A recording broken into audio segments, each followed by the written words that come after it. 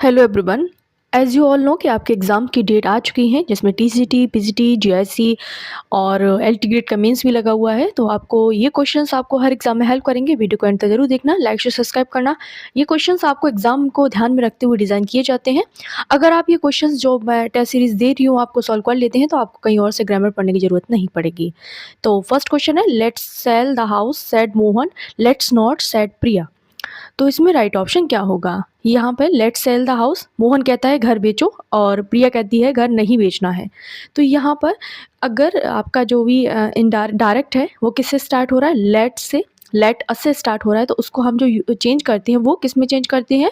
Suggested में change करते हैं या फिर प्रपोज्ड में चेंज करते हैं इसको। तो यहाँ जो राइट ऑप्शन हो जाएगा वो क्या हो जाएगा? यहाँ पर हमें दिया है लेट से स्टार्ट हो रहा है तो वो सजेस्टेड या प्रपोज्ड में चेंज होगा। ये तो हमें कंफर्म है। बाकी का देखते हैं। फर्स्ट क्यों नहीं होगा? टोल्ड दैट है। लेट्स कभी टोल्ड में कन्वर्ट नहीं होता है। टोल्ड आदेश सूचना के लिए यूज़ नहीं होता है। एंड बी भी गलत हो जाएगा। बी क्यों हो जाएगा? ऑकवर्ड है इसका जो स्ट्रक्चर है वो ऑकवर्ड है। सी राइट ऑप्शन हो जाएगा। लेट्स को इसमें सजेस्टेड में चेंज किया गया है। लेट्स नॉट को डिसएग्रीमेंट या फिर ऑपोजिशन में दिखाया गया है। प्रिया की जो बात है वो अगेंस्ट दिखाई गई है। प्रिया वॉज अगेंस्ट इट। तो ये राइट ऑप्शन हो जाएगा यहाँ पर, क्योंकि यहाँ पर मोहन कहता है घर बेचो एंड प्रिया कहती है नहीं बेचना है। इस तरीके से क्योंकि वो डिसएग्रीमेंट दिखा रही है, यहाँ पर ऑपोजिशन दिखा रही है, इसलिए यहाँ पर लेट्स नॉट का जो यूज़ है वो डिसएग्रीमेंट के सेंस में हुआ है। जब इस तरीके के क्वेश्चंस एग्जाम में आते हैं तो थोड़ा सा अपना दिमाग भी यूज़ करना होता है। तो राइट ऑप्शन सी हो जाएगा, यहाँ पर डिसएग्रीमेंट दिखा रही है। Second question, ellipsis refers to. Ellipsis क्यों यूज़ किए जाते हैं? इलिप्सिस का यूज़ क्या होता है? यहाँ पर ओमिशन ऑफ वर्ड्स के लिए होता है, एडिशन ऑफ वर्ड्स के लिए होता है, मिक्सिंग ऑफ वर्ड्स के लिए होता है, नन ऑफ द अबव के लिए होता है। तो एमिशन ऑफ वर्ड, इलिप्सिस क्या होते हैं? सेंटेंस में अननेसेसरी जो वर्ड्स होते हैं उनको हटाने के लिए हम जो यूज़ करते हैं वो इलिप्सिस का यूज़ करते हैं। तो राइट ऑप्शन क्या हो जाएगा? ओमिशन ऑफ वर्ड्स हो जाएगा। क्या किसके लिए करते हैं यहाँ पर? जो भी अननेसेसरी वो वर्ड्स होते हैं, जो एक्स्ट्रा जो चीज़ें हैं जो बार बार रिपीटिशन में आ रही हैं, तो उनको हम जब रिमूव करते हैं तो वहाँ पर हम एलिप्सिस का यूज़ करते हैं। अभी मैं उसका एग्जांपल भी आपको दूंगी तो आपको समझ आ जाएगा। यहाँ पर बाकी का ऑप्शन एडिशन ऑफ वर्ड्स, तो ये हो एलिप्सिस नहीं होगा। मिक्सिंग ये भी नहीं होगा। तो यहाँ पर जैसे फॉर एग्जांपल मैं बोलूँ, I ordered T Ellipsis she coffee. तो यहाँ पर जो ये है एलिप्सिस का, नीचे कॉमा ऊपर dot, this is called Ellipsis. तो शी कॉफ़ी, तो यहाँ पर ऑर्डर्ड का जो ओमिशन हुआ है, यहाँ पर ऑर्डर जो है ना, शी के साथ में ऑर्डर का यूज़ नहीं हुआ है। आई के साथ में जो ऑर्डर लगा उसी से आगे काम चल गया है, इसीलिए हमने यहाँ पे एलिप्सिस का यूज़ किया है। यही कहा जाता है यहाँ पे ऑर्डर क्या है? ओमिटेड है।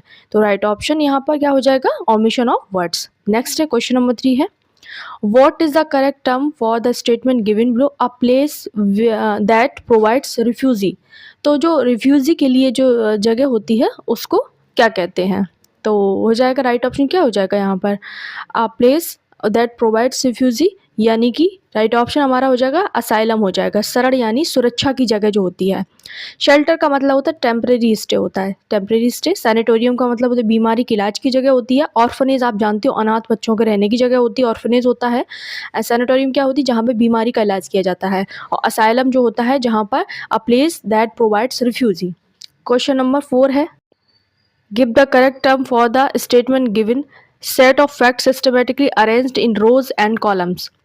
सेट ऑफ फैक्ट, एक सेट है फैक्ट्स का एंड उसको रो एंड कॉलम्स में अरेंज किया गया है, तो उसको क्या बोलेंगे? तो उसको जो हम बोलेंगे वो होगा टेबल।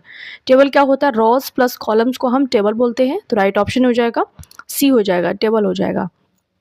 बाकी का सीक्वेंस जो होता है उसको बोलते हैं ऑर्डर ओनली, जहाँ पर सिर्फ जो फैक्ट्स होते हैं सिर्फ ऑर्डर में रखे जाते हैं, तो उसको अगर बोलेंगे तो वो हो जाएगा सीक्वेंस हो जाएगा। यहाँ पर फैक्ट को सिस्टम में अरेंज किया गया रो एंड कॉलम में।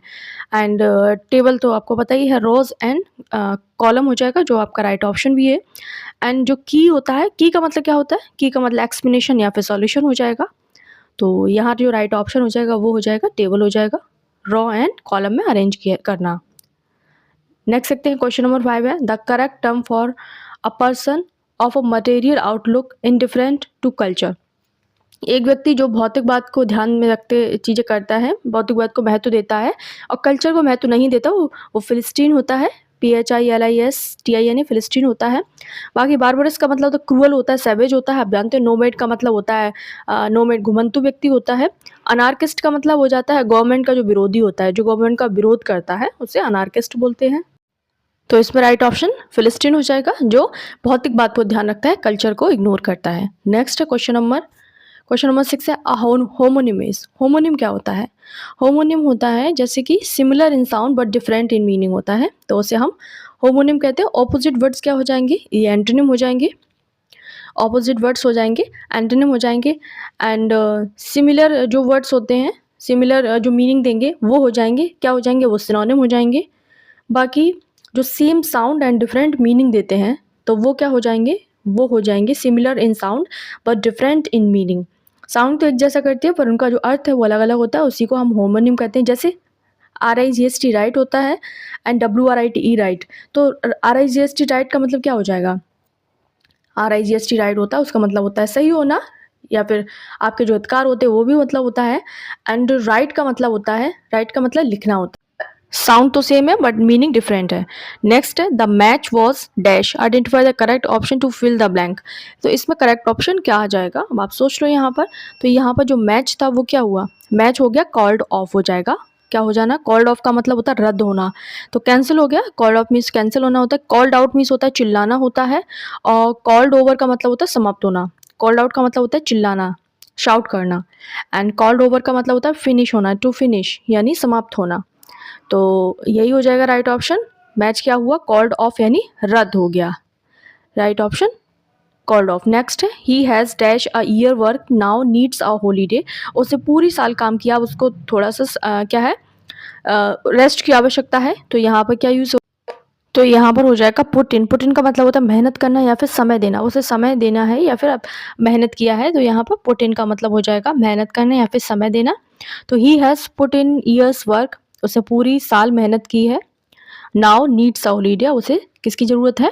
हार्डवर्क के बाद में रेस्ट की ज़रूरत है, छुट्टी की ज़रूरत है, तो पुट इन हो जाएगा। पुट ऑफ का मतलब होता है टालना हो जाएगा, टाल देना किसी चीज़ को। एंड पुट ऑन का मतलब तो पहनना होता है, बढ़ना भी होता है इसका मतलब। और पुट अप का मतलब होता है ठहरना होता है। तो पुट अप का क्या मतलब होता है? ठहरना। तो राइट ऑप्शन है पुट इन का मतलब होता है hard work. Next question number 9 है she is intelligent dash lazy. तो इसमें राइट ऑप्शन क्या होगा? Identify the correct option for the blank space also otherwise but, या फिर दो हो जाएगा। तो ये राइट ऑप्शन क्या होगा? ये दिस इज योर होमवर्क, आप लोग मुझे कमेंट करके अपना आंसर देंगे। एंड आंसर देने से आपका क्या होता है? प्रैक्टिस होती है, आपको पता चलता है कि आपका आंसर क्या होना चाहिए था। नेक्स्ट क्वेश्चन नंबर 10 है I was tired dash end of the day fill in the blank with the appropriate option. तो इसमें राइट ऑप्शन क्या होगा? यहाँ पर at the end of the day का मतलब हो जाएगा, मतलब दिन के अंत समय में। तो एट क्या है? फिक्स्ड फ्रेज है, तो एट हो जाएगा आई was tired at the end of the day. ये फिक्स्ड है, तो इसमें आगे आप कुछ भी नहीं कर सकते, ये फिक्स्ड है, आपको एट ही लगाना पड़ेगा यहाँ पर। एट का जो यूज़ होता है क्लॉक टाइम के लिए होता है, वीकेंड के लिए, पब्लिक हॉलीडे के लिए होता है। इनका यूज़ होता है पार्ट ऑफ डे के लिए होता है, लॉन्गर पीरियड के लिए इनका यूज़ करते हैं हम। और जो ऑन होता है, ऑन का यूज़ हम कहाँ करते हैं? ऑन का यूज़ होता है वो होता है पर्टिकुलर किसी भी इवेंट के लिए करते हैं, पर्टिकुलर डे के लिए करते हैं, तो वहाँ पर हम ऑन का यूज़ करते हैं। नेक्स्ट क्वेश्चन 11 है the man denied dash at home late. तो इसमें राइट ऑप्शन क्या होगा? यहाँ पर डिनाई के बाद में हम जेरन का यूज़ करते हैं, वर्ब में ING का रूल होता है, यहाँ पर अप्लाई होता है। तो हैविंग बीन का यूज़ हो जाएगा, पास्ट एक्सपीरियंस को शो करता है हैविंग बीन। तो right option the man denied having been at home late हो जाएगा। यहाँ पर रूल जो होता है डिनाई, एडमिट, अवॉइड, इन सब के बाद में हमें वर्ब में ING लगानी होती है। राइट ऑप्शन क्वेश्चन नंबर 11 का ए। नेक्स्ट है this one is dash of the two. तो इसमें राइट ऑप्शन क्या होगा? यहाँ पर करेक्ट आंसर हो जाएगा the better of the two हो जाएगा। क्यों हो जाएगा? यहाँ पर दो चीज़ों की कंपैरिजन किया जा रहा है, कंपैरेटिव डिग्री है, प्लस द का यूज़ होगा, बेटर हो जाएगा। नेक्स्ट है क्वेश्चन नंबर 13 है he got dash to the best place. तो यहाँ राइट ऑप्शन क्या होगा? यहाँ पर जो यूज़ करेंगे वो हो जाएगा देयर का यूज़ हो जाएगा। देयर का यूज़ क्यों करेंगे हम? गो देयर, यानी यहाँ पर पहुँचने का मतलब हो जाएगा he got there to best a place हो जाएगा। Next question number 14 if you tired again you dash succeed. तो यहाँ राइट ऑप्शन क्या होगा? If you tried again you dash succeed. तो ये कंडीशनल सेंटेंस है, फर्स्ट यहाँ पर कंडीशनल सेंटेंस है, तो यहाँ पर क्या यूज़ होगा? यहाँ पर इफ प्लस पास्ट होता है, वुड प्लस बी1 यह राइट ऑप्शन जो हो जाएगा, if you tried again you would succeed हो जाएगा। नेक्स्ट है question number 15, the boys wanted to know dash done the job. तो यहाँ राइट ऑप्शन क्या होगा, यहाँ पर यूज़ होगा इनडायरेक्ट क्वेश्चन में, क्वेश्चन ऑर्डर नहीं होता है, तो हाउ हैड आई हो जाएगा। इनडायरेक्ट क्वेश्चन स्ट्रक्चर है इसलिए how had I right option हो जाएगा। यहाँ पर सी हो जाएगा, the boys wanted to know how had I done the job, C हो जाएगा राइट ऑप्शन। यहाँ पर इनडायरेक्ट क्वेश्चन स्ट्रक्चर है इसलिए यहाँ पर हाउ हैड आई हो जाएगा। नेक्स्ट देखते हैं क्वेश्चन नंबर 16 है, need I finish my breakfast ask the boy. तो यहाँ राइट ऑप्शन क्या होगा, यहाँ पर जो यूज नीड आई को हम हैड टू में चेंज कर देंगे यहाँ पर, तो राइट ऑप्शन हो जाएगा यहाँ पर करेक्ट जो रिपोर्टेड क्वेश्चन हो जाएगा वो हो जाएगा यहाँ पर नीड आई को हम किस में चेंज कर देंगे, हैड टू में चेंज कर देंगे। तो इसका जो बनेगा वो क्या बन जाएगा, the boy asked if he had to finish his breakfast. Right option यहाँ पर हो जाएगा the boy asked if he had to में चेंज कर देंगे नीड आई को, फिनिश द ब्रेकफास्ट यानी सी हो जाएगा राइट ऑप्शन। नेक्स्ट इसमें एरर बताना है, although we were no longer young we still enjoy to study languages. तो इसमें राइट ऑप्शन क्या होगा, ए बी सी डी में से किस में एरर है। तो यहाँ पर जो इंजॉय के बाद में क्या आएगा, इंजॉय के बाद हमेशा वर्ब में आईएनजी आती है तो इंजॉइंग हो जाएगा। Still enjoying still enjoy to studying हो जाएगा। तो यहाँ राइट ऑप्शन हो जाएगा इंजॉय स्टडिंग हो जाएगा। यहाँ पर किस पार्ट में, सी पार्ट में एरर है, इंजॉय के बाद में क्या आ जाएगा, यहाँ पर वर्ब में आईएनजी आना चाहिए, यहाँ पर इंजॉय स्टडिंग आ जाएगा। Although we are no longer young we still enjoy studying. Next है question number 18, before the 1920 scientist use to think and immobilized muscles would become weaker. तो यहाँ राइट ऑप्शन क्या होगा, यहाँ पे किस पार्ट में, ये पास्ट की हैबिट दिखा रहा है, 1920 की बात की जा रही है तो यूज्ड टू होना चाहिए, यहाँ पे यूज्ड टू नहीं होगा यहाँ पर, तो यहाँ पर बी पार्ट में एरर है। तो यहाँ पर एक पास्ट की हैबिट दिखा रहा है ना इसलिए। 19 नंबर पे है, nuclear waste has traditionally been stored in steel drums what are subject to rust. तो यहाँ राइट ऑप्शन क्या होगा, यहाँ पर steel drums what are subjects to rust. यहाँ पर वॉट में, यहाँ पर स्टील न्यूक्लियर वेस्ट की बात हो रही है और जो ये क्या है, एक नॉन लिविंग थिंग है इसलिए यहाँ पर विच आएगा जो कि न्यूक्लियर वेस्ट के लिए लगा है, वॉट नहीं आएगा यहाँ पर। नेक्स्ट है question number 20, the immune system is the body's way to protecting itself against virtue. तो यहाँ पर राइट ऑप्शन क्या होगा, यहाँ पर पॉजेसिव होना चाहिए क्योंकि वे किसका, यानी किसका way, the immune system is the body's way, यानी किसका वे, इम्यून सिस्टम बॉडी का वे। तो पोजेशन दिखा रहा है यहाँ, पोजेशन होना चाहिए, करेक्ट फॉर्म होना चाहिए बॉडीज यानी सिंगुलर पोजेशन दिखाएगा। लास्ट क्वेश्चन है, originate in Ethiopia coffee was drunk in Arab world before it came to Europe. यहाँ पर सेंटेंस की सूरत पार्टिसिपल फ्रेज से हो रही है, पार्टिसिपल फ्रेज में वर्ब में आईएनजी आती है, ओरिजिनेट बेस फॉर्म है जो कि यहाँ पर रॉन्ग है।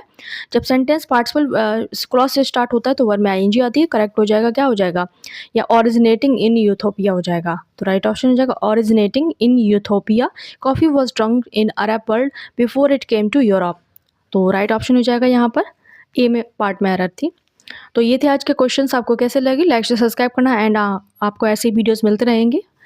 तो इसका पीडीएफ आपको टेलीग्राम पे मिल जाएगा, टेलीग्राम को ज्वाइन कर लेना, उसका लिंक जो है डिस्क्रिप्शन बॉक्स में है। मिलता है अगले वीडियो में, तब तक के लिए